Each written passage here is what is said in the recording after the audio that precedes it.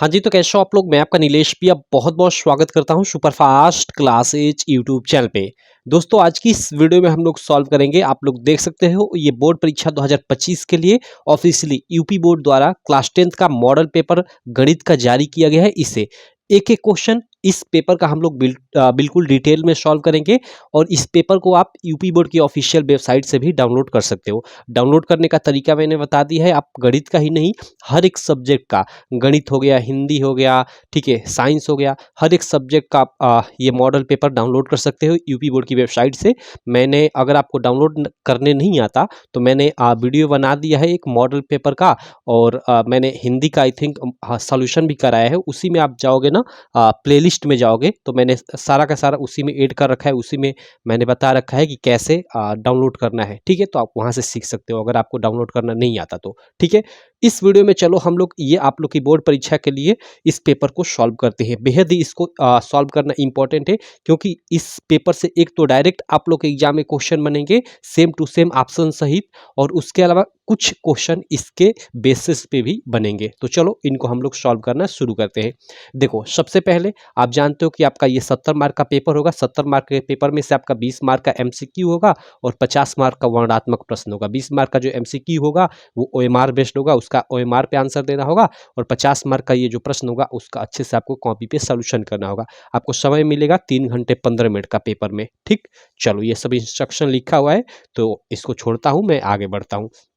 यहाँ सबसे पहले हम लोग खंड अ सॉल्व करते हैं जिसमें 20 एमसीक्यू है और खंड ब में 50 अंक के वर्णनात्मक प्रश्न है, तो उसको हम लोग आगे देखेंगे। तो चलो सबसे पहला यहाँ पहला प्रश्न आप लोग देख सकते हो, यह क्या है कि किन्हीं दो संख्याओं का एलसीएम 60, एलसीएम मीन्स वही लसा, ठीक है, लसा 60 तथा एचसीएफ यानी मौसा, ठीक है, मौसा क्या दिया है 3 है। एक संख्या में 12 दे दिया है तो दूसरी संख्या होगी। सिंपल है भाई, हम लोगों ने पढ़ा है कि पहली संख्या गुणे दूसरी संख्या बराबर होता है इन दोनों संख्याओं के, ठीक है, लौसक के और मौसक के गुणनफल के, ठीक। तो यहाँ पे हमें पहली संख्या क्या दे रखा है, एक संख्या 12 दिया है, दूसरी संख्या में नहीं दे रखा है, वही पूछ रहा है, तो दूसरी संख्या मैं इसी तरह छोड़ देता हूँ, ठीक। बराबर हमें लौसक दिया है कितना, एलसीएम 60 दिया है और मौसक दिया है 3, ठीक।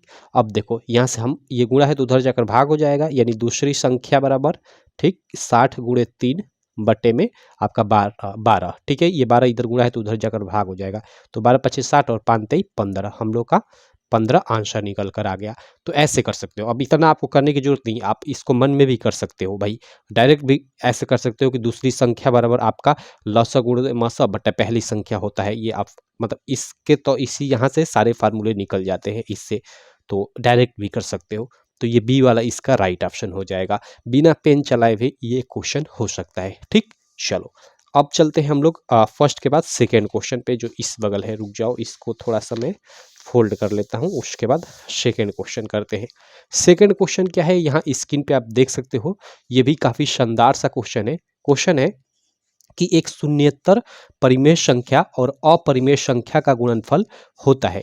देखो एक शून्येतर यानी शून्य को छोड़कर परिमेय संख्या, तो परिमेय संख्या है जैसे कोई भी एक परिमेय संख्या ले लो, जैसे 2 ले लो, 2/3 ले लो, 5 कोई भी ले लो, कोई दिक्कत नहीं।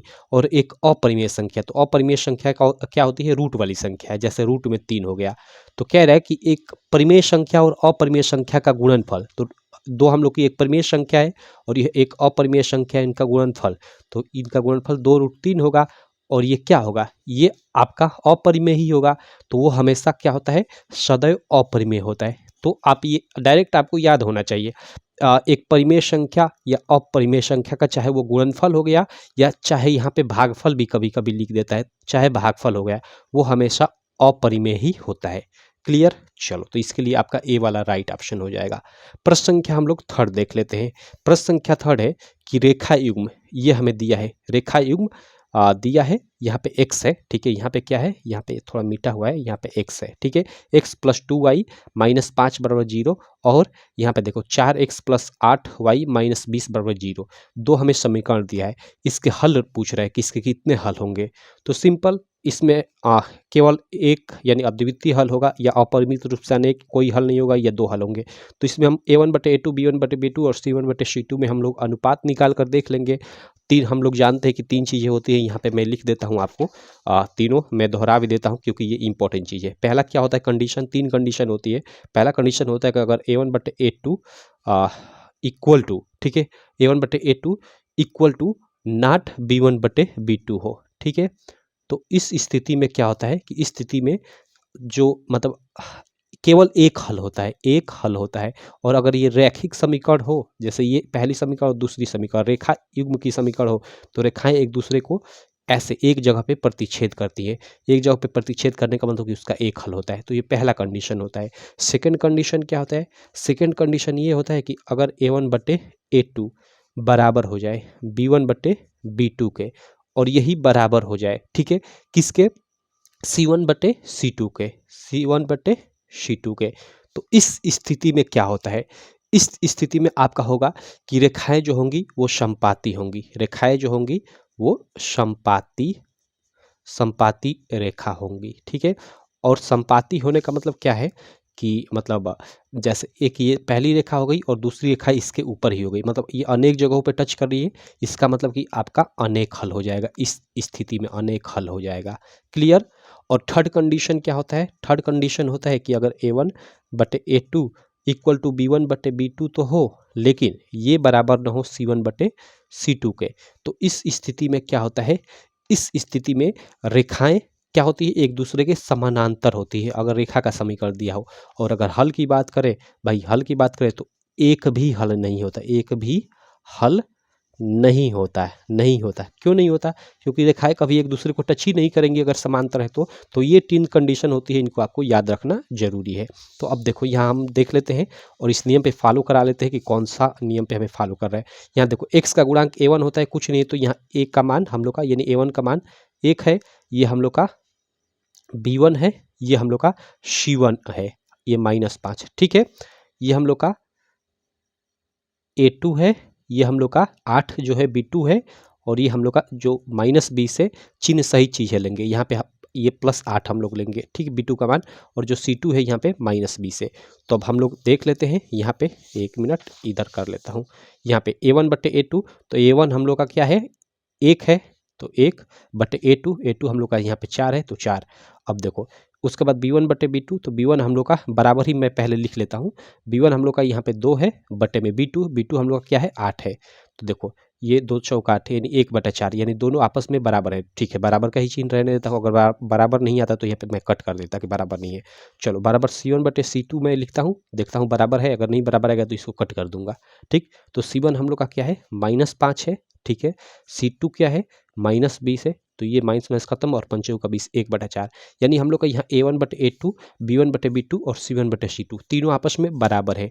और अगर बराबर है तो मैंने क्या कंडीशन बताई थी कि अगर बराबर है तो रेखाएं संपाती होंगी, ठीक है। संपाती मीन्स एक दूसरे के ऊपर ओवरलैप होंगी, तो अनेक जगहों पे टच करेंगी, तो उसका अनेक हल आएगा, समीकरण का अनेक हल आएगा, ठीक। तो अपरिमित रूप से अनेक हल, ये बी वाला आपका बिल्कुल राइट ऑप्शन हो जाएगा इस प्रश्न संख्या के लिए। क्लियर है मेरे दोस्त? आशा करता हूँ आपको समझ में आ गया होगा। पूरा का पूरा मैं आपका जो भी ये कंडीशन 3 होता है इसको भी मैंने डिटेल्ड में आपको बता दिया, एक तरह से आपका रिवीजन भी हो गया। चलो तो ये तीसरा क्वेश्चन रहा। चौथा क्वेश्चन हम लोग देख लेते हैं, चौथा प्रश्न देख लेते हैं। यह क्या है कि वह सबसे बड़ी संख्या, ठीक है, वह सबसे बड़ी संख्या जिससे, देखो बड़ी संख्या बोल दिया तो हाईएस्ट कॉमन फैक्टर यानी HCF यहाँ आ गया, मश आ गया, ठीक। इस बात को आप लोग ध्यान रखना। तो वह सबसे बड़ी संख्या जिससे 70 और 125 को विभाजित करने पर शेषफल क्रमशः 5 और 8 प्राप्त होता है, ठीक है, कोई दिक्कत नहीं। हमें वह बड़ी से बड़ी संख्या बतानी है जिससे हम लोग 70 और 125 को भाग करें तो शेषफल 5 बचे और हम लोग का 8 बचे। तो एक तो आप ऑप्शन से भी कर सकते हो कि एक एक ऑप्शन को लेकर इसमें भाग दो और देखो कि किससे शेष बच रहा है। जैसे 13 से भाग दोगे तो 13 5 65, यहाँ 5 शेष बच जा रहा है, और 13 से अगर इसमें भाग दोगे तो ये 13 9 117 होता है, ठीक है। यानी 2 और 5 2 5 नहीं 17 18 19 20 3 और 5 8, यानी यही होगा, पहला ही होगा। ऐसे भी आप मतलब अंदाजे के मतलब एक तरह से इसको क्या बोलते हैं, ट्रिक ही मान लो, इसको ऐसे कर सकते हो। नहीं तो इसका करने का जो मेन तरीका होता है वो क्या होता है, जैसे देखो अब हमें 70 दिया है, 125 दिया है, तो 70 और 125 दिया है यहाँ पे, तो हम लोग 70 लिख लेंगे, 125 लिख लेंगे। और हमें शेषफल जो का है, जैसे 5 शेषफल बचे और 8 बचे, तो 5 इसके लिए बोला है, 8 इसके लिए बोला है, तो हम लोग इसमें से 5 घटा लेंगे, इसमें से 8 घटा लेंगे, ठीक। और घटाने के बाद जो भी बचेगा, ठीक है, ये 117 बच जाएगा। इसका हम लोग क्या कर लेंगे, HCF निकाल लेंगे, और जो HCF आएगा, ठीक है, वही आंसर होगा। क्यों? क्योंकि उससे जब हम लोग 70 और 125 में भाग देंगे तो हम लोग का क्रमशः 5 और 8 शेषफल बचेगा। तो चलो हम लोग 65 और 117 का HCF निकाल लेते हैं। मैं भाग विधि से निकालता हूँ। 65 कम 65 हो गया, ये 2 हो गया, ये 5 हो गया, ठीक। अब देखो 52 65, अब 65 में हम लोग भाग देंगे, ठीक। तो 52 कम 52, ये हम लोग का 5 में से 2 गया 3, ये 1 13, अब 52 13 चौका 52, देखो कट गया, 4 बढ़ गया, ये 52 हम लोग का कट गया, ठीक। तो कट गया, तो अंत में जो यहाँ हम लोग का जो भाजक बचा, यही हम लोग का क्या होता है, HCF होता है। तो HCF बराबर यहाँ पे 13 है, इसका मतलब 13 आंसर आ गया।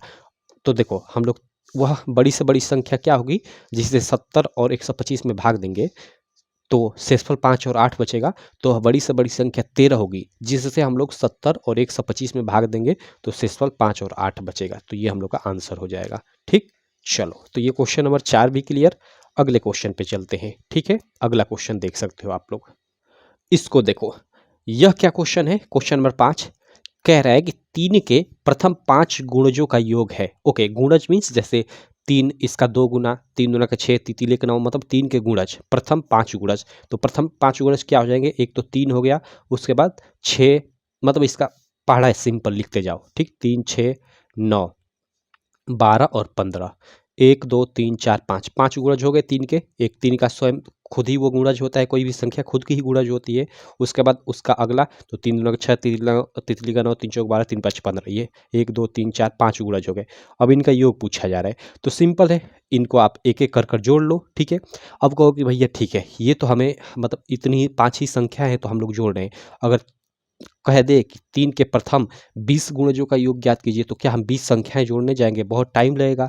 तो मैं कहूँगा कि नहीं, इसका भी एक शॉर्ट तरीका है, सिंपल। आप अरिथमेटिकल प्रोग्रेशन AP पढ़े होगे, समांतर श्रेणी, ठीक। उस फार्मूले के हिसाब से इसको कर लो, इसका योग याद कर लो। भाई हमें 1 2 3 4 5 संख्याएं हैं, ठीक है।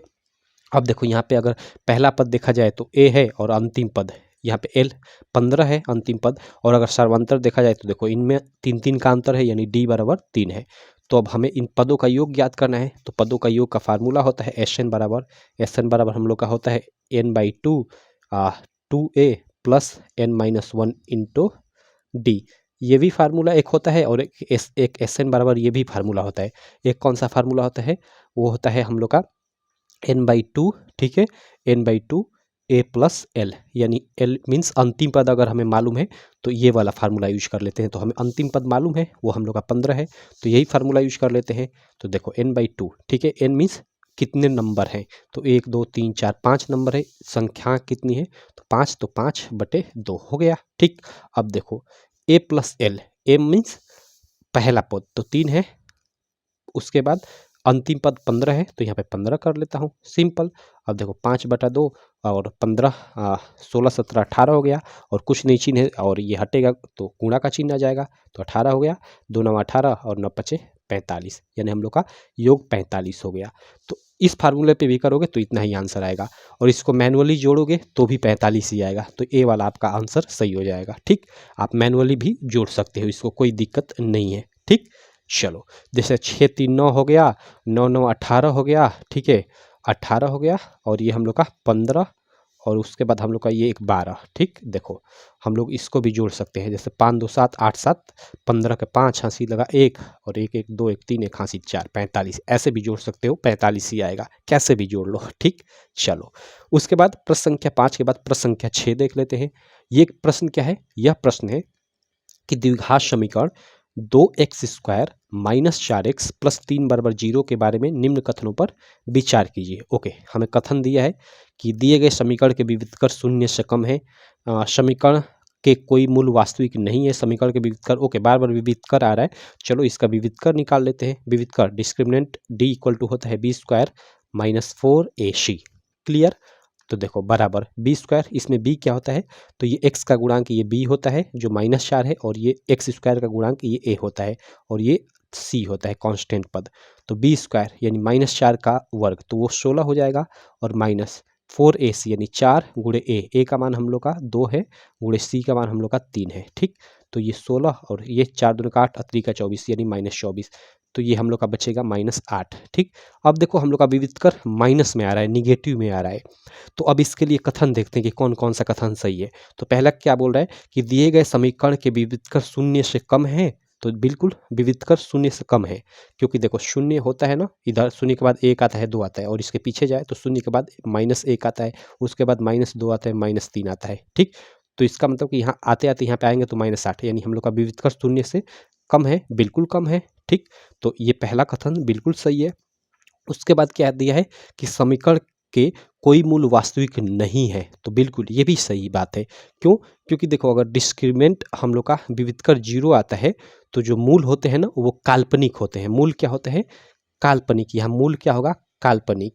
यानी अगर इस द्विघात समीकरण को अगर हम हल करें तो इसका कोई भी जो मूल होगा वो वास्तविक प्राप्त नहीं होगा, वो काल्पनिक प्राप्त होगा। तो यहाँ पे समीकरण के मूल वास्तविक नहीं है, बिल्कुल ये भी सही कथन है। वास्तविक नहीं है, कैसे है? काल्पनिक है, तो ये भी कथन सही है। अब ये क्या बोल रहा है थर्ड में कि समीकरण के विविध कर शून्य है, शून्य नहीं है, शून्य से कम है, तो ये गलत हो जाएगा। समीकरण के मूल वास्तविक है, वास्तविक नहीं है, काल्पनिक है, तो ये भी गलत हो जाएगा। तो फर्स्ट और सेकंड हम लोग का सही है। तो ए ऑप्शन में दिया है कि फर्स्ट और सेकंड सही है, तो बिल्कुल ए वाला ही ऑप्शन मतलब हम लोग का सही हो जाएगा यहाँ पे। क्लियर? बाकी फर्स्ट और फोर्थ सही है नहीं, फोर्थ तो गलत है, फर्स्ट सही है। और यहाँ पे दिया है कि थर्ड और फोर्थ सही है नहीं, और यहाँ पे दिया कि केवल फर्स्ट सही है। तो देखो केवल फर्स्ट, कितने लोग बोलेंगे कि केवल फर्स्ट, तो ऐसा नहीं है। केवल फर्स्ट दिए गए समीकरण के मूल शून्य से कम तो है, और साथ में समीकरण के मूल वास्तविक नहीं है, बिल्कुल यहाँ पे वास्तविक नहीं है, कैसा है? काल्पनिक है। तो ये भी हम लोग का सही हो जाएगा। क्लियर है? आई थिंक आपको समझ में आ गया होगा। Question number 6। चलो उसके बाद क्वेश्चन नंबर हम लोग 7 देख लेते हैं। क्वेश्चन नंबर 7 क्या बोला है, यहाँ आप स्क्रीन पे देख सकते हो कि AOBC एक आयत है। ठीक है, AOBC एक आयत है जिसके 3 शीट्स, ए का हमें निर्देशांक दिया है 0,3, ओ का निर्देशांक दिया है 0, 0, और बी का निर्देशांक दिया है 5, 0 है। तो इसका विकर्ण होगा। सिंपल है। यहाँ पे देखो हमें यहीं पे बना लूँ क्या, या चलो इस पे ही बना लेता हूँ, रुक जाओ 1 मिनट। इधर हम लोग का एक आयत बना लेते हैं, यही तो हम लोग का एक आयत है। ये हम लोग का, यार दिक्कत करेगा, ये लो, ये हम लोग का एक आयत हो गया। ठीक, इस आयत में ए ओ बी, मान लो ये ए है, ये ओ है, ये बी है, ये हम लोग का सी है। ठीक, तो AOBC हो गया। ए का हमें निर्देशांक दिया है 0,3। ठीक, ओ का निर्देशांक यहाँ पे 0,0 दिया है, और उसके बाद बी का निर्देशांक हमें 5, इसका 5,0। ठीक है, और सी का निर्देशांक हमें नहीं दिया है। ठीक है, कोई दिक्कत नहीं। तो हमें इसका विकर्ण, मतलब इस आयत का विकर्ण हमें मालूम करना है कि विकर्ण क्या होगा। सिंपल, मतलब विकर्ण की लंबाई क्या होगी। तो विकर्ण क्या होता है? ये हम लोग का विकर्ण होता है, इस कोने से इस कोने को मिला दे तो ये पहला विकर्ण, और इस कोने से इस कोने को मैं मिला दूँ तो ये हम लोग का दूसरा विकर्ण हो जाएगा। क्लियर? अब देखो आयत का गुण क्या होता है। आयत का गुण यह होता है, पहला गुण कि इसके विकर्ण आपस में बराबर होते हैं। विकर्ण क्या होते हैं? विकर्ण आपस में 1 मिनट, विकर्ण आपस में बराबर होते हैं, बराबर होते हैं। कहने का मतलब कि जितना ये होगा, मतलब इस विकर्ण की जितनी लंबाई होगी, इस विकर्ण की भी लंबाई उतनी होगी। तो एक हम लोग निकाल लेंगे तो दूसरी की भी लंबाई उसी के बराबर होगी। सिंपल। तो चलो उसके अलावा अब देखो यह निकालने के लिए हमें क्या दिखाई दे रहा है। अगर इसके, देखो ये हमें इस बिंदु का निर्देशांक दिया है, मतलब इस बिंदु का, और इस बिंदु का निर्देशांक हमें नहीं दिया है, तो इसके बीच की दूरी हम लोग नहीं निकाल पाएंगे। लेकिन यहाँ निर्देशांक हमें दिया है और यहाँ निर्देशांक दिया है, तो इसके बीच की हम लोग दूरी निकाल सकते हैं, बिल्कुल निकाल सकते हैं हम लोग का दूरी सूत्र से। ठीक है, तो अगर इसका हम लोग दूरी निकाल लें तो वही दूरी इसकी भी होगी, यानी विकर्ण की लंबाई हम लोग को निकल कर आ जाएगी। सिंपल है। ठीक, तो देखो अब हम लोग बी और ओ, यानी बी ओ बराबर, यानी बी ओ की दूरी बराबर क्या हो जाएगा? अंडर रूट, दो बिंदुओं के बीच की दूरी क्या होता है? x2 minus x1। सॉरी, यहाँ पे देखो पहले मान लो इसको मैं x1 y1 मान लेता हूँ। ठीक, इसको मैं x2 y2 मान लेता हूँ। ठीक, अब चलो हम लोग को तो इसके बीच की दूरी का फार्मूला क्या होता है? x2 माइनस x1 होल का वर्ग plus y2 minus y1 whole का वर्ग, ये हम लोग का फार्मूला होता है दूरी सूत्र। तो यहाँ पे चीज़ों को हम लोग रख लेते हैं। तो x2 हम लोग का x2 यहाँ पे 0 है, माइनस x1 हम लोग का 5 है तो 5 और इसका होल का वर्ग है तो होल का वर्ग, ठीक, प्लस y2 हम लोग का 0 है, माइनस y1 हम लोग का y1 का भी मान 0 है यहाँ पे तो 0 और इसका होल वर्ग है तो होल वर्ग, तो इसका तो मान पूरा का पूरा 0, ठीक है। यहाँ पे देखो भाई ये 0 0 है और ये 5 0 है ना, 5 0, हाँ कोई दिक्कत नहीं है। चलो तो ये देखो हम लोग का क्या आएगा, ठीक है, यहाँ पे ध्यान देना आप लोग। देखो अब देखो 0 में 5 ये 5 ही बचेगा और 5 का 2 बार गुणा तो माइनस माइनस प्लस हो जाएगा, यानी अंडर रूट हम लोग का 25 और ये बाहर निकलेगा तो हम लोग का 5 हो जाएगा, सिंपल। ये हम लोग का हो गया, तो इसकी हम लोग की दूरी कितनी हो गई, 5 हो गई, ठीक। कोई दिक्कत नहीं, हम लोग की सारी चीज़ें ठीक है। हमने जो भी मान रखा क्लियर, ये हम लोग का ए वाला ऑप्शन होगा, ठीक। मैंने सही किया है ना, क्योंकि इसको मैं आई थिंक पहले कर रहा था तो ये अंडर रूट 34 आ रहा था, इसको 5 0 में लिया, ठीक है, ये सी, ठीक है, कोई दिक्कत नहीं। मैंने ये मतलब तरीका आप जान जाओ, ठीक है, ये 0 है, ठीक है, 0 0 मैंने जो भी मान लिया है वो बिल्कुल सारे सही है, तो सही है तो कोई दिक्कत नहीं। चलो क्लियर, आगे हम लोग चलते हैं, अगले क्वेश्चन पे चलते हैं, ठीक है। ए का निर्देशांक ए ओ बी सी, ठीक है, कोई दिक्कत नहीं यार, कोई दिक्कत नहीं। देखो यहाँ पे इसका तो हम लोग का ए वाला आंसर हो गया, लेकिन मुझे अभी संतुष्टि नहीं मिली है, ठीक है, क्यों, क्योंकि देखो मैं अभी इसको सॉल्व किया था इस वीडियो से पहले तो ये आंसर आ रहा था, अब उसमें मैंने ये आई थिंक ये मतलब बिंदु जो ये चेंज किया था, इसको चेंज कर भी देख लेते हैं हम लोग।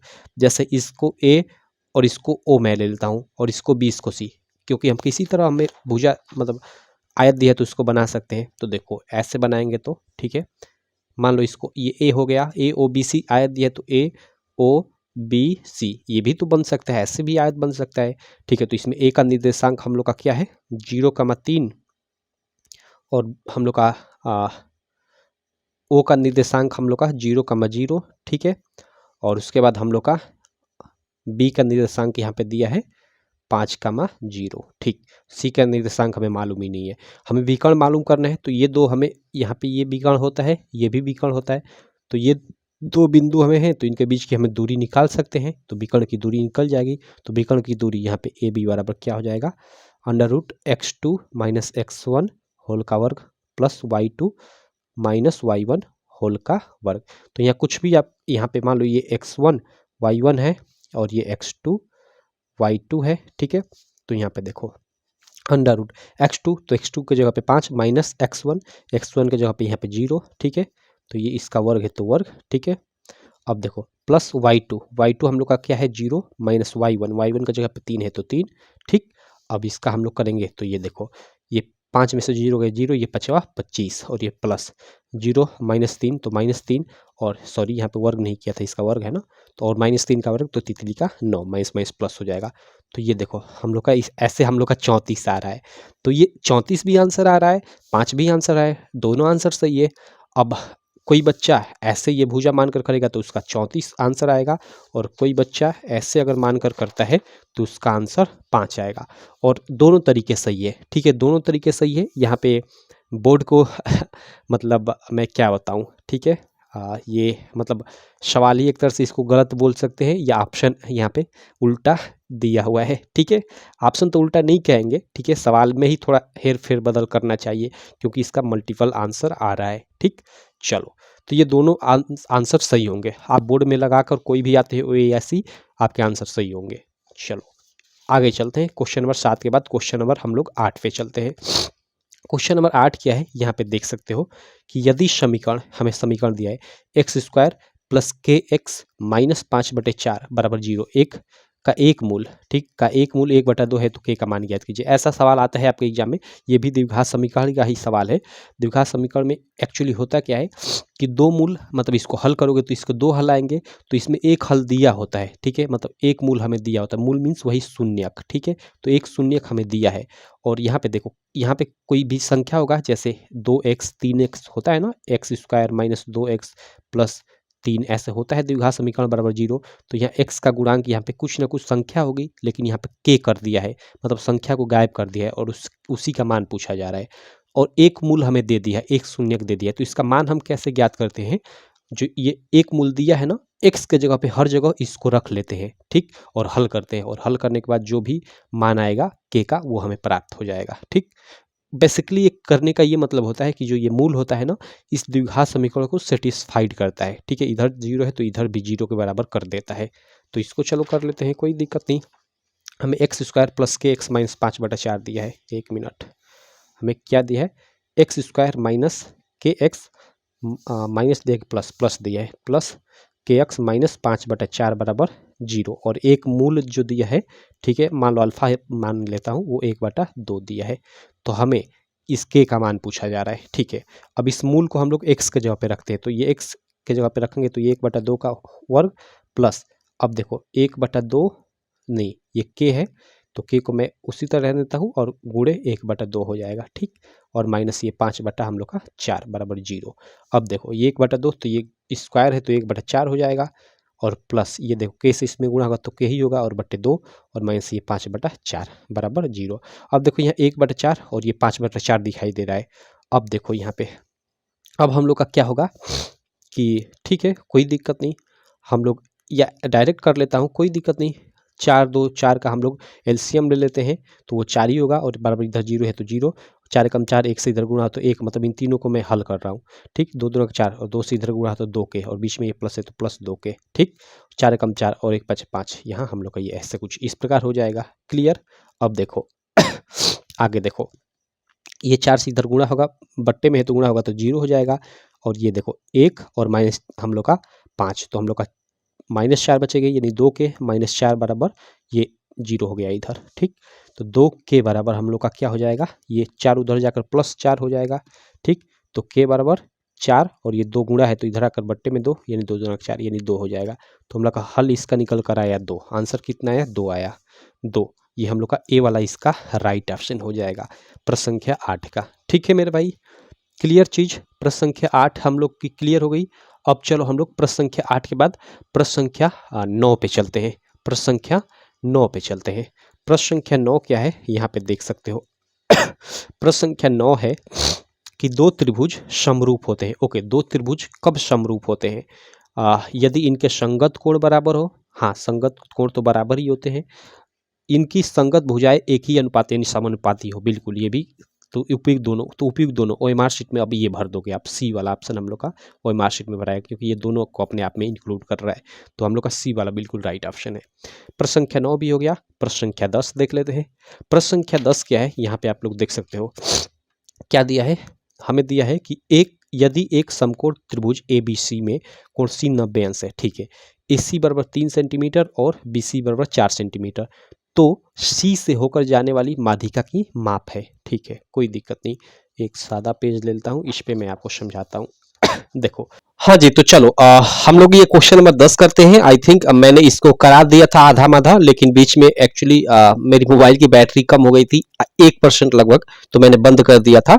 अब ये 2-3 घंटों के बाद मैं मोबाइल चार्ज कर बाद में अब इसके आगे की वीडियो शूट कर रहा हूँ, ठीक है। तो चलो ये मैं मतलब एडिटिंग करते समय वीडियो को एड कर अच्छे से कर दूंगा, कोई दिक्कत नहीं। तो चलो इस क्वेश्चन को हम लोग एक बार और सॉल्व कर लेते हैं, क्वेश्चन नंबर 10, क्योंकि ये बहुत ही इंपॉर्टेंट क्वेश्चन है और मैं YouTube पे देख रहा हूँ कि इसको बहुत सारे लोग एकदम गलत करा रहे हैं, ठीक। चलो कैसे, अभी आपको समझ में आ जाएगा। इसको मैं साइड में रखता हूँ। क्वेश्चन क्या है, देखो क्वेश्चन नंबर 10 कि यदि एक समकोण त्रिभुज ABC में कोण C 90 अंश है, ठीक है, हमें एक समकोण त्रिभुज दिया है ABC, तो हमें समकोण दिया है तो समकोण बनाना पड़ेगा। कितने लोग तो समकोण त्रिभुज बना ही नहीं रहे। तो देखो समकोण त्रिभुज क्या होता है, ये होता है, ठीक, ये हम लोग का कुछ इस प्रकार का समकोण त्रिभुज होता है, आप सब लोग जानते हो, जिसमें कोण C समकोण है, कोण C समकोण है, मतलब कोण C 90 अंश है, तो ये हम लोग का 90 अंश है, मीन्स ये हम लोग का C है, क्लियर। अब क्या कह रहा है कि AC 3 सेंटीमीटर और BC 4 सेंटीमीटर है, ठीक है। तो इसको मैं मान लो इसको A मान लेता हूं या B मान लेता हूं, कुछ भी मान सकता हूं, मान लो इसको A ही मान लेता हूं, इसको मैं इस बिंदु को B ले लेता हूं, क्लियर।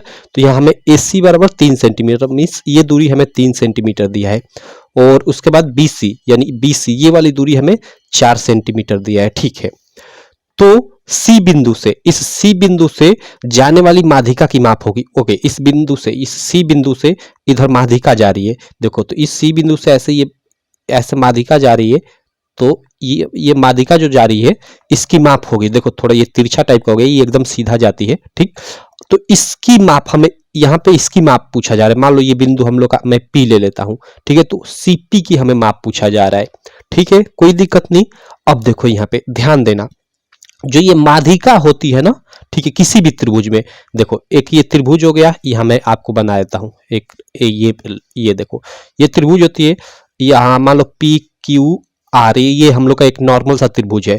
अब इस शीर्ष से P शीर्ष से इधर हम लोग की अगर माध्यिका आती है, तो ये जो माध्यिका आती है ना, मान लो यहाँ पे O है, तो ये और ये मतलब ये जो QR ये मतलब दूरी है, इस बिंदु पे ना आधी आधी हो जाती है, मतलब यहां से यहां तक की दूरी और यहां से यहां तक की दूरी मतलब आधी आधी, मतलब पूरा ये अगर यहां से यहां तक 10 था तो यहां से यहां तक 5 और यहां से यहां तक 5 हो जाता है।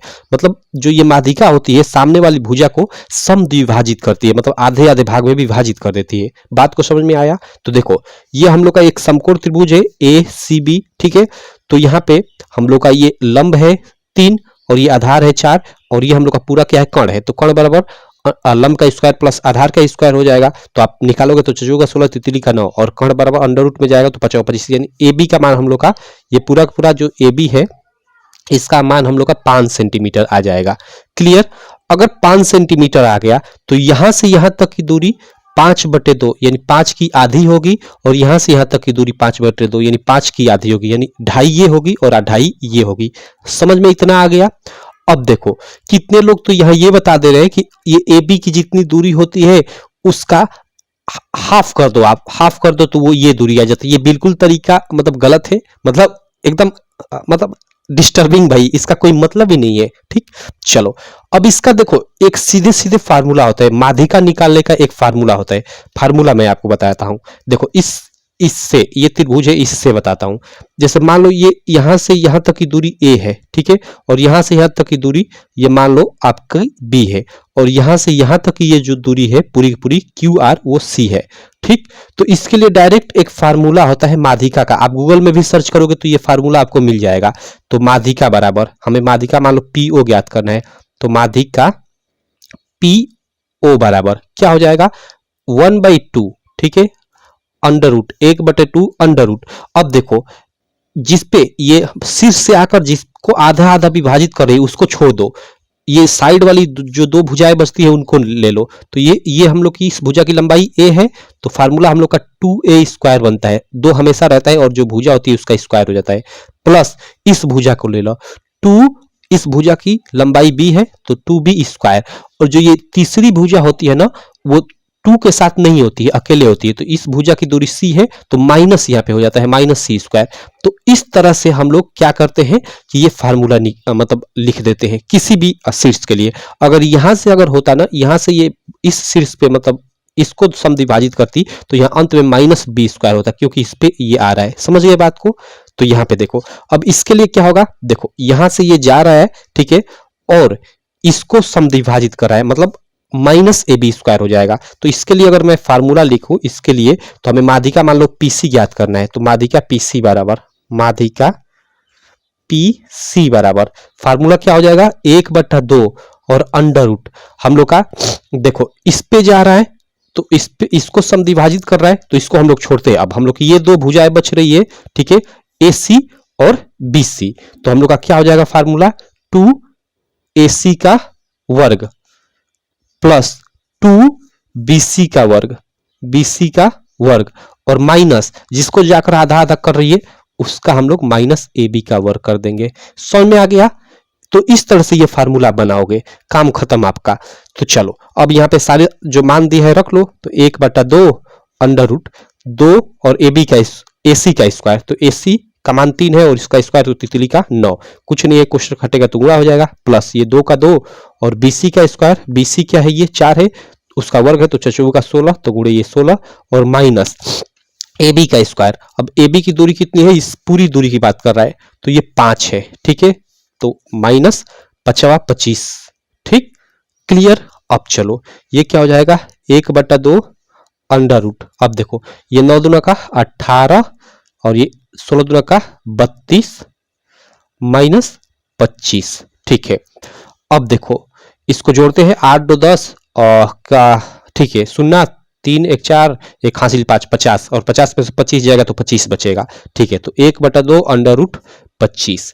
अब देखो बराबर 1/2 और अंडर रूट यानी ये रूट से बाहर निकलेगा तो आप जानते हो आपका क्या हो जाएगा 5 हो जाएगा। ठीक, अब देखो यानी ये आपका 5 एकम 5/2 यानी ये 2 से भाग दोगे तो 2 2 4 1 बचा, भाग नहीं जाएगा तो दशमलव बढ़ाकर 0 पर आएंगे, 2 5 10 2.5 और सब चीजें ये सेंटीमीटर में थी तो ये भी हम लोग का सेंटीमीटर में आएगा। तो हमने क्या ज्ञात किया, माध्यिका पीसी यानी पीसी की लंबाई 2.5 सेंटीमीटर होगी। ये वैलिड तरीका है, ऐसे इसका आप लोग ज्ञात करोगे। मैं देख रहा हूं कि यूट्यूब पे अब तक जो भी कराया गया है मतलब गलत कराया गया है, गलत तरीके से कराया गया है। जितने भी 2-3 लोगों अच्छे अच्छे चैनल की मैंने वीडियो देखी उन्होंने गलत करा रखा है। ठीक है, चलो तो ये एकदम वैलिड तरीका है। ये फार्मूला आप ना गूगल पे सर्च करना कि माध्यिका की लंबाई का फार्मूला, तो ये फार्मूला आपका आ जाएगा। ये फार्मूला कहीं कहीं ये अंडर रूट यहाँ 1/2 न लिखा रूट में यहाँ पे 4 भी लिखा रहेगा तो 4 वही बाहर आएगा तो वो 1/2 हो जाएगा, समझ में आया? तो ऐसे भी लिखा रहेगा। तो ये आपका फार्मूला है, इस बात को ध्यान रखना। और फार्मूला ये कैसे बनेगा यहाँ पे मैंने इसके माध्यम से आपको बता ही दिया। ठीक है, तो ये रहा सवाल आपका, ये क्वेश्चन नंबर 10। तो 2.5 सेंटीमीटर ये ए वाला बिल्कुल राइट ऑप्शन होगा इस प्रश्न के लिए। ठीक है मेरे भाई, चलो आप इसका स्क्रीनशॉट भी लेना चाहते हो तो आप ले सकते हो इस फार्मूले का, इसको आप समझते रहना। ठीक, चलो मैं अब इसको साइड में रखता हूं और अगले क्वेश्चन को हम लोग करते हैं। अगला क्वेश्चन क्या है आप स्क्रीन पे देख सकते हो, क्वेश्चन नंबर 11। ठीक है, क्वेश्चन नंबर 11 क्या है कि यदि sine theta minus cos theta बराबर 1 तो साइन घटे 4 थीटा प्लस कास घटे 4 थीटा का मान होगा। देखो एक तो इसको मैं एक वैलिड तरीका से कर सकता हूं, काफी लंबा जाएगा, लेकिन एक ट्रिक के साथ भी इसको हम लोग सोच सकते हैं, काफी आसान हो जाएगा उस माध्यम से। देखो sine theta minus cos theta बराबर 1 है। अब साइन थीटा में से कॉस थीटा, यहाँ पे थीटा का मान क्या होना चाहिए कि हम लोग का साइन यहाँ पे थीटा का मान रखे तो 1 आ जाए। तो हम लोग अगर थीटा का मान याद कर लेते हैं तो आसानी से साइन घाते 4 थीटा प्लस कॉस घाते 4 थीटा का मान याद कर सकते हैं। ठीक है, अब देखो साइन थीटा में से हमें घटाना है और कॉस थीटा, और साइन थीटा में आप जानते हो कि अगर थीटा बराबर आप सबसे अधिक 90 अंश रखते हो तो साइन 90 अंश का मान 1 होता है। तो चलो मैं थीटा बराबर 90 अंश ही रखकर चेक करता हूं कि 1 के बराबर आ रहा है, क्योंकि हमें 1 लाना है। तो यहाँ पे अगर 1 इसका मान साइन 90 अंश का मान 1 हो जाएगा तो यहाँ पे साइन 90 अंश का मान 0 होना चाहिए। 1 माइनस 0 बराबर 1 सही है। इसका मतलब कि मैं थीटा के जगह पे 90 अंश रख सकता हूं। तो साइन 90 अंश माइनस कॉस 90 अंश हो गया बराबर हम लोग का 1 हो गया। ठीक, अब देखो साइन 90 अंश का मान हम लोग का क्या होता है, साइन 90 अंश का मान 1 होता है और कास 90 अंश का मान 0। ठीक है, तो 1 में से 1 इधर बराबर 1 है तो 1 माइनस 0 यानी 1 बराबर 1, यानी हम लोग कह सकते हैं कि थीटा बराबर यहाँ पे 90 अंश है, थीटा का मान 90 अंश है, तभी यहाँ पे 1 आएगा आंसर। ठीक, तो थीटा बराबर 90 अंश है। तो अब देखो हमें साइन घाते 4 थीटा प्लस कॉस घाते 4 थीटा का मान याद करना है। तो सिंपल है, साइन घाते 4 थीटा है तो इसको हम लोग थीटा के जगह पे डायरेक्ट 90 अंश लिख देता हूँ और इसका यहाँ पे 4 कर देता हूँ, कोई दिक्कत नहीं, ऐसे कर सकता हूँ। प्लस कास घाते 4 थीटा है तो थीटा के जगह पे 90 अंश और इसका यहाँ पे घाते 4 कर देता हूँ। ठीक, साइन 90 अंश का मान हम लोग जानते हैं 1 होता है और 1 घाते 4 प्लस कॉस 90 अंश का मान 0 और 0 घाते 4। तो 0 का घात आप कुछ भी करो वो 0 ही आएगा और 1 का घात कुछ भी करो 1 आएगा। तो 1 घाते मतलब 4 तो 1 प्लस 0 घाते 4 तो 0 तो बराबर 1, यानी इसका आंसर हम लोग का 1 आ जाएगा। तो ऐसे कर सकते हो शॉर्ट तरीके से, ये आपका ऑप्शन इसका सही हो जाएगा। ठीक, इसके अलावा एक और तरीका है लेकिन मैं उसको नहीं बताऊंगा, नहीं तो वो आधे पेज का इसका सॉल्यूशन होगा। ठीक, काफी लंबा हो जाएगा तो छोड़ो, यही सबसे बेस्ट तरीका है, आसान तरीका है। चलो इधर आ जाता हूं, 1 मिनट, प्रश्न संख्या 11 के बाद प्रश्न संख्या 12 पे रुक जाओ। चलो भाई प्रश्न संख्या 12 क्या है, प्रश्न संख्या 12 की साइन 2a बराबर 2 साइन a तब सत्य होगा। ये तो सीधे आपका देखो फार्मूला है, साइन 2a बराबर 2 साइन a, ये तो फार्मूला ही होता है साइन 2a का। साइन 2a बराबर हमें दिया है, साइन 2a बराबर हमें दिया है 2 साइन a, ये हमें मतलब दिया है। देखो साइन 2a का हम लोग का एक फार्मूला होता है, साइन 2a का हम लोग का फार्मूला होता है, क्या होता है यहाँ पे साइन 2a का फार्मूला होता है 2 sine a into cos a और बराबर इधर ये 2 साइन a हमें दिया है। ठीक, अब देखो तो ये 2 साइन a बराबर का दोनों इधर है तो कट जाएगा हम लोग का। ठीक, इधर कट जाएगा तो इसका मतलब कॉस a बराबर हम लोग का क्या बचा, इधर कट गया कुछ नहीं बचा, मतलब 1 बचा है। ठीक है, अब देखो कॉस ए बराबर एक को मैं क्या लिख सकता हूँ, कॉस जीरो अंश लिख सकता हूँ, क्योंकि कॉस जीरो अंश का मान हम लोग का एक होता है, तो कॉस जीरो अंश एक की जगह पे कॉस जीरो अंश लिख सकता हूँ। अब कॉस से कॉस कट गया, यानी ए बराबर हम लोग का जीरो अंश आ गया। ठीक, हमें ए का ही तो मान ज्ञात करना था, ए बराबर है तो जीरो अंश के।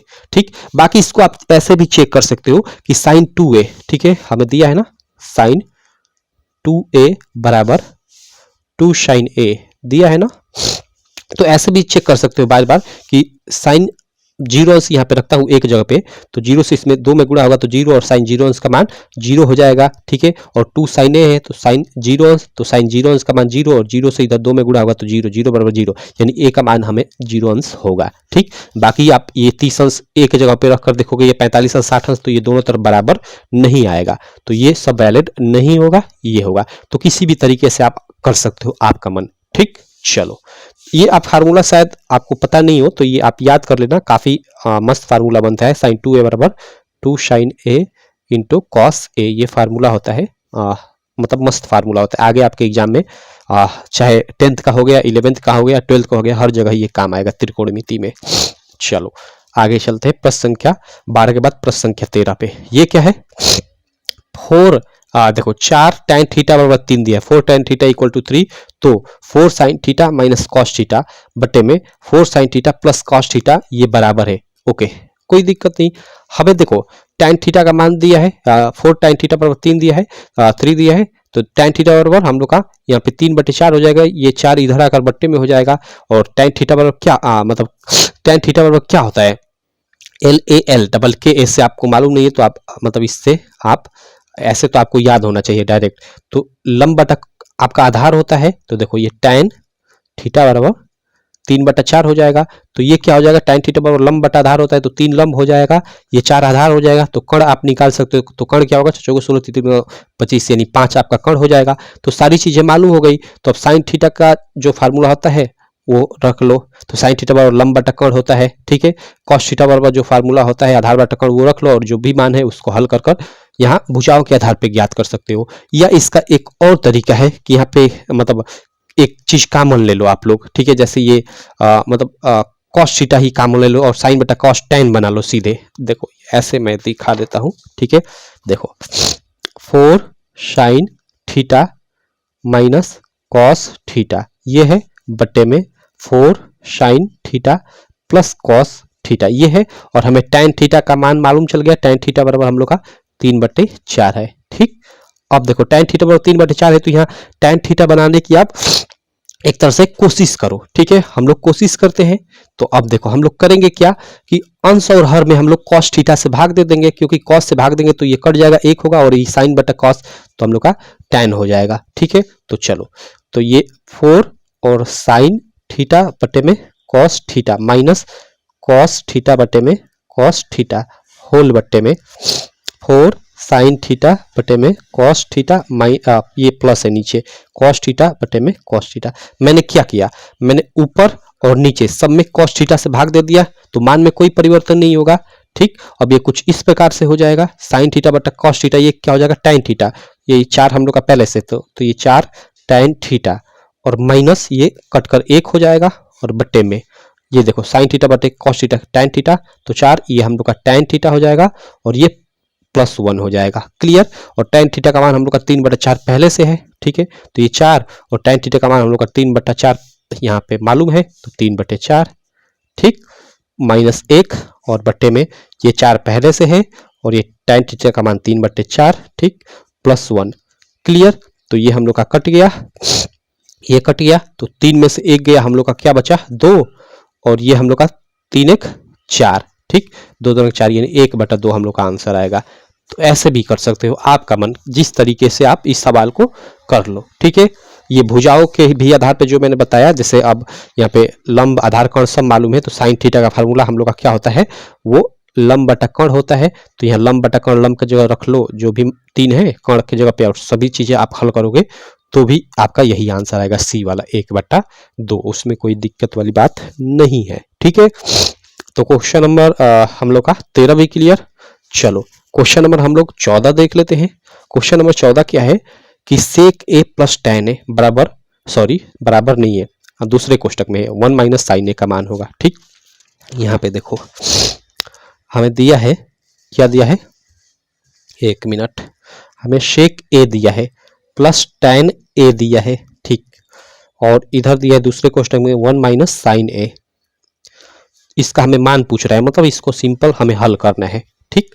चलो हल करते हैं। देखो त्रिकोणमिति में क्या होता है कि आप जैसे यहाँ प्रूव करने को आए या जो भी हल करने को चीजें आए तो आप मतलब कोशिश करना कि एक ही मतलब त्रिकोणमिति का जो निष्पत्ति होता है उसमें ही तोड़ना। जैसे आप साइन थीटा में तोड़ रहे हो तो कोशिश करना कि सारी चीज साइन में तोड़ो। अगर एक में नहीं टूट रहा है, दो में टूट रहा है, साइन कॉस में टूट रहा है तो कोशिश करो कि सारी चीजें साइन कॉस में टूटे। तो देखो हमें यहाँ पे साइन है, ठीक है, टेन थीटा को मैं साइन बटा कॉस लिख सकता हूँ और सेक को 1 बाई कॉस लिख सकता हूँ। इसका मतलब साइन कॉस में सारी चीजें हम लोग तोड़ रहे हैं तो कोई दिक्कत नहीं, चलो तोड़ते जाएं। तो ये इसको सेक को मैं क्या लिख सकता हूँ, 1 बाई कॉस ए लिख सकता हूँ, बिल्कुल लिख सकता हूँ क्योंकि सेक का उल्टा कॉस, ठीक है।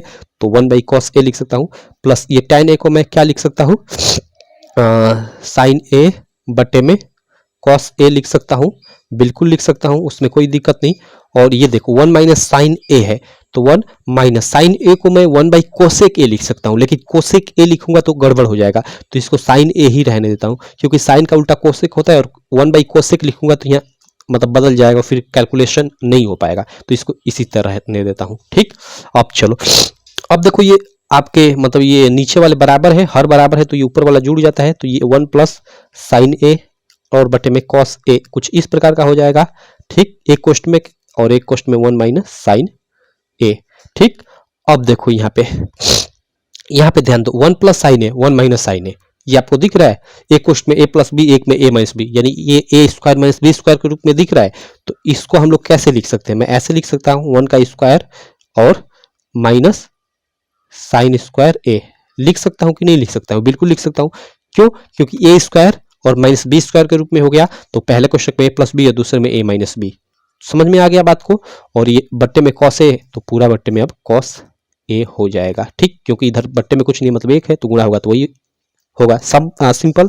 अब देखो एक का वर्ग एक ही होगा और ये देखो माइनस है तो माइनस और साइन स्क्वायर का वही, साइन स्क्वायर ए तो साइन स्क्वायर ए और बटे में कॉस ए है तो कॉस ए। अब देखो 1 माइनस साइन स्क्वायर ए किसके बराबर होता है, वो होता है कॉस स्क्वायर ए के। अब कहोगे कैसे, तो देखो आपने फार्मूला पढ़ा होगा साइन स्क्वायर ए यानी वही साइन स्क्वायर ए के जगह पे मतलब वही थीटा, तो साइन स्क्वायर ए प्लस कॉस स्क्वायर ए बराबर 1 होता है ना, sine square theta plus cos square theta, theta के जगह पे यहाँ पे ए है तो बराबर 1। तो यहाँ पे साइन यहाँ पे कॉस स्क्वायर ए बराबर क्या हो जाएगा, तो हो जाएगा ये साइन उधर जाएगा तो 1 माइनस साइन स्क्वायर ए, तो 1 माइनस साइन स्क्वायर ए किसके बराबर है, कॉस स्क्वायर ए के, तो 1 minus sine square cos square हो जाएगा, क्लियर। और बटे में कॉस ए पहले से है तो कॉस ए। अब देखो कॉस स्क्वायर में ए मतलब कॉस ए मतलब कॉस ए 2 बार है तो एक हम लोग का कट जाएगा तो एक हम लोग का कॉस ए बच जाएगा, तो हम लोग का आंसर यही होगा कॉस ए। ये क्वेश्चन आपका 2 नंबर में प्रूव करने को भी आ सकता है, ठीक है, अच्छा सवाल है। तो इस सवाल को आप लोग ऐसे करोगे, ये हम लोग का कॉस ए डी वाला बिल्कुल राइट ऑप्शन होगा इस प्रश्न के लिए, ठीक है मेरे दोस्त। चलो क्वेश्चन नंबर हम लोग का 14 भी क्लियर। क्वेश्चन नंबर हमें 15 है यहाँ पे कि यदि त्रिज्या 8 सेंटीमीटर वाले एक वृत्त के त्रिज्य खंड का कोण थीटा है तो त्रिज्य खंड का क्षेत्रफल का फार्मूला पूछा जाए, simple pi r square theta बटे 360 अंश, बिल्कुल ए वाला आपका राइट ऑप्शन हो जाएगा क्वेश्चन नंबर 15 के लिए, ठीक है। तो चलो ये क्वेश्चन नंबर 15 का ए ऑप्शन सही हो जाएगा। क्वेश्चन नंबर 16 दिया है कि एक सुराही निम्नलिखित का संयोजन है, मतलब सुराही किसका संयोजन है भाई, सुराही कुछ इस टाइप की होती है ना, इस टाइप की, ये किसका संयोजन है, तो भाई ये एक यहाँ पे ये बेलन का मुंह, इसका बेलन और ये एक आपका एक तरह से गोला हो गया तो एक गोले का और एक बेलन का, ए वाला बिल्कुल आपका राइट ऑप्शन हो जाएगा, एक गोला और एक बेलन, ठीक है। ये क्वेश्चन नंबर 16 हो गया। क्वेश्चन नंबर 17 क्या है कि 1 से 10 तक की धनात्मक विषम संख्याओं का माध्य होगा, चलो कोई दिक्कत नहीं, 1 से 10 तक की धनात्मक विषम संख्या है तो 1 से 10 तक की धनात्मक विषम संख्याएं कौन कौन सी हो जाएंगी, देखो एक तो एक ही खुद विषम संख्या होती है, उसके बाद एक 3 हो गई, उसके बाद 5, हमें देखो धनात्मक विषम संख्या बोला है, ठीक, 5 के बाद हम लोग की 7 और फिर 9, 9 भी एक विषम संख्या है, ठीक है। तो ये हम लोग की संख्याएं हो गई 1 से 10 तक, ठीक है। अब इसका हमें माध्य पूछा है तो माध्य क्या होता है, समांतर माध्य बराबर वो होता है जो भी आंकड़े हैं आंकड़ों का योग, बट्टा में आंकड़ों की संख्या, आंकड़ों की संख्या। ठीक, तो आंकड़ों का योग, तो इनका योग कर लेते हैं तो बराबर क्या हो जाएगा, इनका योग, योग आप जोड़ लो, 3 1 4। ठीक है, देखो 7 3 10। ठीक है, 10 हो गया और ये आपका 10 20 हो गया, 5 25 हो गया, यानी 25 हो गया। और आंकड़ों की संख्या कितनी है, 1 2 3 4 5, 5 है तो बट्टे 5। कुल आंकड़ों का योग हो गया और आंकड़ों की संख्या 1 2 3 4 5, तो नीचे मैंने 5 लिख लिया, बचाओ 25, कट कर हम लोग का माध्य 5 आ जाएगा। तो ये हम लोग का डी वाला बिल्कुल राइट ऑप्शन हो जाएगा। ठीक, तो चलो ये आपका क्वेश्चन नंबर 17 भी क्लियर। क्वेश्चन नंबर 18 देख लेते हैं, कोई दिक्कत नहीं। क्वेश्चन नंबर 18 क्या है कि आंकड़ों 13 15 16 17 18, 18 नहीं है 19 20 की माध्यिका होगी। ओके, इसकी माध्यिका पूछा जा रहा है। तो देखो ये तो सीधा सीधा लिख दिया, कोई दिक्कत नहीं। इसको अवर्गीकृत आंकड़े बोलते हैं। ठीक है, मतलब कहीं 13 15 19 20 7 9 ऐसे दे देता है, उसको अवर्गीकृत आंकड़ा बोलते हैं। और इसकी माध्यिका ज्ञात करने को बोले तो इसका सिंपल सा फार्मूला होता है। ठीक है, सबसे पहले तो हम लोग क्या करते हैं कि इनकी संख्या, सबसे पहले तो इसको जो भी दिया है इसको हम लोग आरोही या अवरोही क्रम में लिखते हैं। तो ये देखो पहले से 13 के बाद 15 16 17 19 20, यानी ये हम लोग का आरोही क्रम में है। ठीक है, तो आरोही क्रम में है तो कोई दिक्कत नहीं, सीधा है। अगर यही उल्टा सीधा होता, जैसे 17 पहले होता है 13 बाद में होता है, इधर उधर होता है, तो इसको हम लोग आरोही या अवरोही क्रम में पहले व्यवस्थित करते हैं। लेकिन ये पहले से हम लोग का आरोही क्रम में व्यवस्थित है तो व्यवस्थित करने की कोई जरूरत नहीं है। अब इस आंकड़े की माध्यिका पूछा जा रहा है तो सबसे पहले हम लोग इनकी संख्या गिनेंगे, 1 2 3 4 5 6, यानी n बराबर हम लोग का 6 हो गया। यानी हम लोग का यहाँ n बराबर 6 यानी सम आ रहा है। ठीक है, सम आ रहा है। ठीक, तो सम आ रहा है तो इसकी अगर गिनने पे सम आ रहा है तो इसके लिए हम लोग का एक फार्मूला होता है। एक मिनट मैं नया पेज लेता हूं। इसके लिए हम लोग का एक मतलब माध्यिका का फार्मूला होता है। माध्यिका बराबर, अगर आंकड़े सम हो तो इसके लिए माध्यिका बराबर हम लोग का क्या होता है, n/2 वा पद, n/2 वा पद प्लस n/2 + 1 वा पद। ठीक, होल बट्टे में 2। ठीक, ये फार्मूला होता है। हालांकि इसका डायरेक्ट आप मतलब कर सकते हो, कोई दिक्कत नहीं। अगर n बराबर 6 मतलब आ रहा है, सम आ रहा है, ठीक है, या 8 10 कुछ भी आए तो आप सिंपल इसका आधा कर दो। ठीक, 6 का आप आधा क्या हो जाएगा, 3 हो जाएगा। तो आप शुरू से गिन लो, 1 2 3, तीसरा और उसके आगे का एक चौथा, ये दोनों पद ले लो और दोनों को जोड़कर उसका आधा कर दो। तो 16 और 17, 16 दूना के 32 एक 33 बट्टा आपका 2 आंसर होगा। ठीक है, तो ऐसे भी कर सकते हो, ये एक तरह से ट्रिक हो गई। ये फार्मूले के आधार पर ही ये ट्रिक आती है। कैसे, देखो आपको पता चल जाएगा। n/2 यानी 6/2, n का मान क्या है, 6 है, n बराबर 6 है तो 6/2 मतलब 3, यानी तीसरा पद। तो तीसरा पद 1 2 3 16 हो जाएगा, प्लस n/2 + 1वां पद। तो n/2 मतलब 6/2 3 और +1 यानी 4। तो चौथा पद हम लोग का 17 हो जाएगा और बट्टे 2 है यहाँ पे, तो बट्टे 2। ठीक, वही हुआ बात 33/2। तो वही मैंने यहाँ पे ये डायरेक्ट ट्रिक बता दिया आपको। अब कहोगे भैया अगर विषम आ जाए तो हम लोग कैसे करेंगे, n बराबर यहाँ पे मान लो मतलब 7 आ जाए, 9 आ जाए, तो इसके लिए माध्यिका का सीधे सीधे फार्मूला जानते हो आप लोग, वो क्या होता है, n बराबर अगर विषम कहीं पे आ जाए, ठीक है, तो उसके लिए आपका फार्मूला होता है माध्यिका का। ठीक है, वो क्या होता है, n + 1/2 वा पद। ठीक है, क्लियर। यानी हम लोग n जो भी हम लोग का मान, मान लो n का मान हम मतलब यहाँ पे 2 3 5 7 9, 1 2 3 4 5, n बराबर यहाँ पे हम लोग का 5 आ रहा है। तो इसकी हमें माध्यिका कैसे ज्ञात करनी होगी, तो देखो ये सीधे आरोही क्रम में है, अगर मतलब इधर उधर दिया हो तो उसको व्यवस्थित कर लेंगे। तो यहाँ पे ये आरोही क्रम में कोई दिक्कत नहीं, n बराबर 5 आ रहा है। तो इसकी अगर माध्यिका हमें ज्ञात करनी है इसकी, इस आंकड़ों की, तो यहाँ पे m बराबर क्या हो जाएगा, n + 1, तो 5 1 6। ठीक है, 6, क्योंकि n + 1 है तो n का मान 5 है +1, देखो ऊपर दिया है मतलब डायरेक्ट जुड़ जाएगा। ठीक, तो 5 1 6 और बटे ये 2 वा पद, तो 6/2 यानी 3वां पद। तो तीसरा पद 1 2 3 ये, या इसका भी ट्रिक है। इसका भी ट्रिक क्या है, इसका भी ट्रिक है ये कि अगर n बराबर 5 आ रहा है, 5 आने का मतलब क्या कि भाई 2 इधर और बीच में 1, तो हम लोग का 5 हो जाएगा। तो 2 इधर का खत्म कर लो, 2 इधर का खत्म कर लो, बीच में जो बचा वही आंसर। समझ में आया, एकदम एग्जैक्ट बीच वाला। तो इसका भी ट्रिक है। तो ये फार्मूले का उपयोग न कर आप दिमाग लगाकर भी इस प्रकार के सवालों को कर सकते हो। ठीक, तो इसका तो ऐसे ये सी वाला बिल्कुल राइट ऑप्शन हो गया। चलो, तो प्रश्न संख्या 18 भी क्लियर। प्रश्न संख्या 19 देख लेते हैं। प्रश्न संख्या 19 क्या है कि यदि कुछ प्रेक्षणों का माध्य 27 तथा बहुलक 45 है तब माध्यिका होगी। ठीक है, अब देखो यहाँ पे इस प्रकार से हमें माध्यिका पूछा जा रहा है। एक यहाँ पे इस प्रकार से पूछा जा रहा था और एक आपका मतलब सारणी भी बनाकर पूछा जाता है, नहीं वो समांतर माध्य पूछा जाता है। तो देखो यदि कुछ प्रेक्षणों का माध्य 27 और बहुलक 45 है तब हमें माध्यिका ज्ञात करने को बोल रहा है। सीधे सीधे एक फार्मूला होता है, आप लोग याद रखना, बहुलक बराबर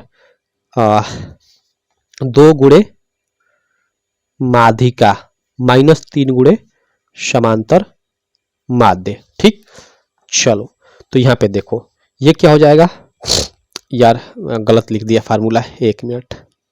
बहुलक बराबर 3 गुणे माध्यिका माइनस 2 गुणे समांतर माध्य। ठीक है, ये होता है, 3 इधर होता है, पहले इसको मैं कट कर देता हूँ, इसको मत याद करना, ये है फार्मूला। तो देखो हमें बहुलक का मान दिया है 45, तो बहुलक की जगह पे 45 बराबर 3 गुणे माध्यिका को उसी तरह रहने देता हूँ क्योंकि माध्यिका का तो हमें मान ही ज्ञात करना है, माइनस 2 गुणे समांतर माध्य। समांतर माध्य यानी वही माध्य हमें 27 दिया है, तो यहाँ पे 27 रख लेता हूँ। ठीक, 45 बराबर 3 गुणे माध्यिका की जगह पे मैं m लिख देता हूँ। ठीक, माइनस 27 दूना का ये, दूसरा 14, 54 हो जाएगा। ठीक, और देखो ये इधर आकर प्लस हो जाएगा। ठीक, तो 45 प्लस 54, क्योंकि माइनस है तो इधर आकर प्लस, बराबर 3m हो जाएगा। तो ये जुड़ेगा 5 4 9, 5 4 9 99 बराबर 3m, तो 3m को इधर भी लिख सकता हूँ, कोई पूरा 5 बदलेंगे कोई चीज नहीं बदलेगा, तो m बराबर 99/3 यानी 33। तो m हमने मीडियन माध्यिका माना था, तो मीडियन का मान माध्यिका का मान 33 आ गया। तो ये फार्मूला आप लोग याद रखना, बहुलक बराबर 3 गुणे माध्यिका माइनस 2 गुणे समांतर माध्य। इसमें कोई भी आपका 2 दे देगा और एक पूछने लगेगा। ठीक, तो आप सिंपल है, रिलेशन पे रखकर आसानी से ज्ञात कर सकते हो। तो ये हम लोग का क्वेश्चन नंबर 19 का ये 33 आंसर आया। क्वेश्चन नंबर 20 क्या है कि जब एक पासे को फेंका जाता है तो 3 से छोटी एक विषम संख्या आने की प्रायिकता होगी। ये तो सिंपल है, देखो 3 से छोटी विषम संख्या, भाई हम लोग के जो पासा होता है, पासे पे 1 से 6 तक अंक अंकित होते हैं, उसमें अगर विषम संख्या बोले, विषम कौन कौन सी होती है, तो 1 होता है आपका, उसके अलावा 3 होता है, उसके अलावा आपका 5 होता है, यानी 3 होता है हम लोग की 6 से छोटी, लेकिन यहाँ पे 3 से छोटी, 3 से छोटी कितना होगा, 3 से छोटी, तो 3 से छोटी हम लोग का यहाँ पे एक ही विषम संख्या है। ठीक, और हम लोग के कुल पासे पे अंक कितने हैं, 1 से 6 तक, यानी 6 अंक है, तो एक मतलब आने की पॉसिबिलिटी है, और कुल कितने में से, 6 में से, तो हम लोग का प्रायिकता 1/6 हो जाएगी। सिंपल। चलो, तो ये हम लोग का प्रश्न संख्या 20 भी हो गया। क्लियर है, 3 से छोटी विषम संख्या आने की प्रायिकता, हाँ सही है, कोई दिक्कत नहीं। तो क्वेश्चन नंबर 20 भी आपका बिल्कुल राइट हो गया। अब देखो ये हमने 20 MCQ इस पेपर सेट के कर लिए इस वीडियो में। काफ़ी लंबी वीडियो गई, लेकिन देखो वीडियो लंबी से मतलब नहीं है, मैंने जो भी कॉन्सेप्ट बताए हैं बहुत ज़्यादा कॉन्सेप्ट बताया है इसमें। तो ये तरीका होता है पढ़ने का अच्छे से। अगले वीडियो में हम लोग खंड ब स्टार्ट करेंगे और अच्छे से इसको हम लोग सॉल्व करेंगे। ठीक है, इस वीडियो में इतना ही मैं रहने देता हूँ। ठीक, बाकी आपको बता देता हूँ कैसे खंड ब में कैसे प्रश्न आएंगे। देखो पहला प्रश्न इसमें रहेगा, तो इसमें 6 प्रश्न रहेंगे, 6 के 6 प्रश्नों को आपको करना होगा, प्रत्येक प्रश्न 2-2 मार्क का रहेगा। उसके बाद यहाँ पे देखो प्रश्न संख्या जो 2 रहेगा, इसमें कुल 6 प्रश्न रहेंगे इसमें भी, और ये 4-4 मार्क का प्रश्न होगा, लेकिन इसमें 5 ही प्रश्नों को करना होगा, एक को आपको छोड़ देना है। उसके बाद प्रश्न संख्या 3, प्रश्न संख्या 4 और प्रश्न संख्या 5, ये आपके बड़े बड़े प्रश्न रहेंगे और ये 6-6 मार्क के रहेंगे, और प्रत्येक प्रश्न में अथवा का भी ऑप्शन रहेगा। ठीक है, ये आप पेपर आप यूपी बोर्ड की वेबसाइट से डाउनलोड कर सकते हो, मैंने डाउनलोड करने का तरीका बता दिया है, और इससे पहले मैंने आई थिंक हिंदी का मॉडल पेपर भी सॉल्व करा दिया है।